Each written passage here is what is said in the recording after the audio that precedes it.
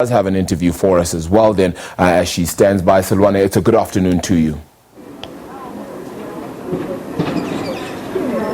Good afternoon, Arabile. We're still coming to you from Klerkdorp here in the Northwest, where the International Agricultural Investment Summit is still underway.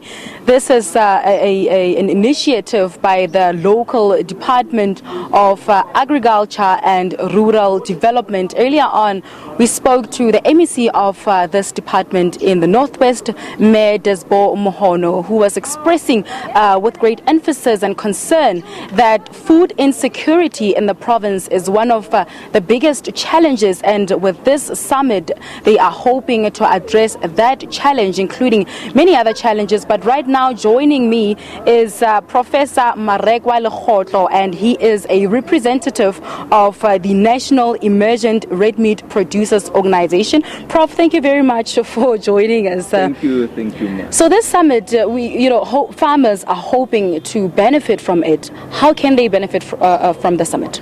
Thank you, fellow listeners, in particular our farmers. We as farmers, we are excited. We see this summit as a golden opportunity for us to expand whatever activities, to expand our produce, to improve the quality of our produce, and in particular to look at the markets, how we market our produce to other countries, as well as to countries like the SADC countries, as well as Bangladesh.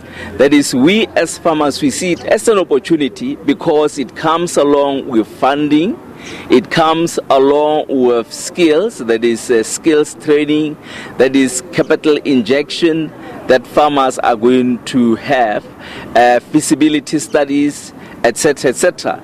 That it is, we see it as a huge opportunity for us as farmers to grab, so that we can produce more food for our people in South Africa, as well as SADC countries and other countries, so that we support our people.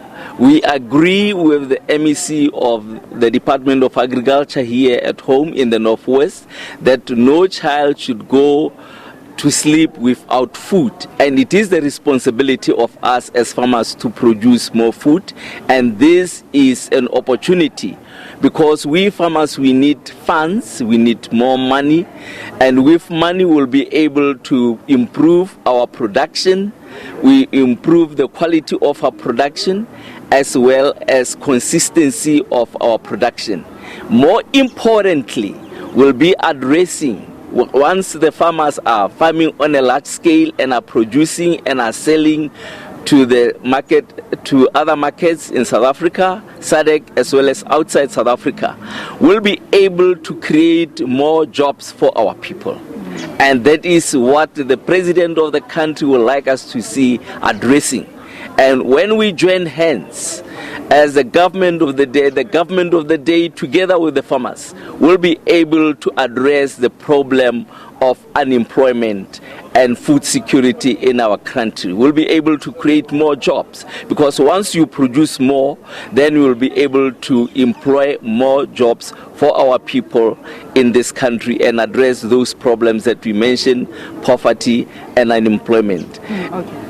All right, Prof. So also we saw this morning some of the farmers coming here, very excited also to display some of their products, like the ones that you can see right behind me. How has support been like from government to farmers in the province so far? The support that we get from government, one would say yes, we do get the support from government, but the support is somehow inadequate. The government hasn't got enough money to assist all the farmers and to give them enough money to do what they want to do.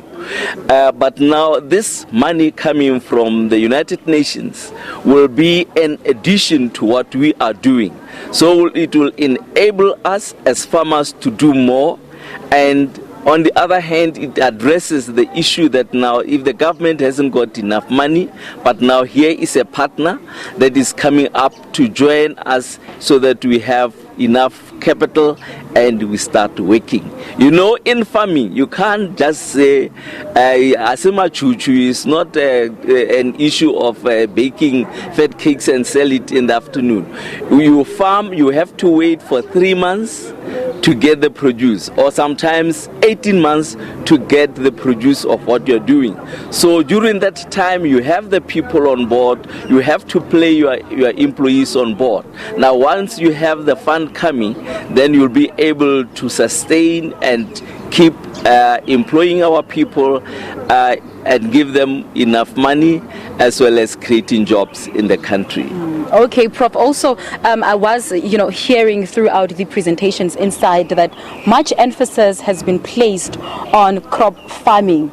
But now it makes one to think, what about meat? Are we taking that into account? Animals? I mean, recently there's, the heavy rains, some animals have been killed in the areas of Khanyesa in the province, and we asked government how, those people will be assisted. Do you think some of those things should be considered? Yes, my understanding is currently the project that we are going to embark on and roll up, it will focus more on crops. Right. But remember, crops and livestock, they go together. When the crop farmer produces, whatever he produces, then we take, for instance, yellow maize, we stock mealies, and all those things we put together and we produce fodder for stock farmers. Okay, in sorry, a way, Prof. it addresses the issues also of the livestock farmers. My apologies, Prof. You have to cut you short there because of time constraints. Unfortunately, we have to hand back to studio. We'll continue this chat later on in the afternoon. Back to you now, studio. Thank you so much for that. Of course, we continue to try and get word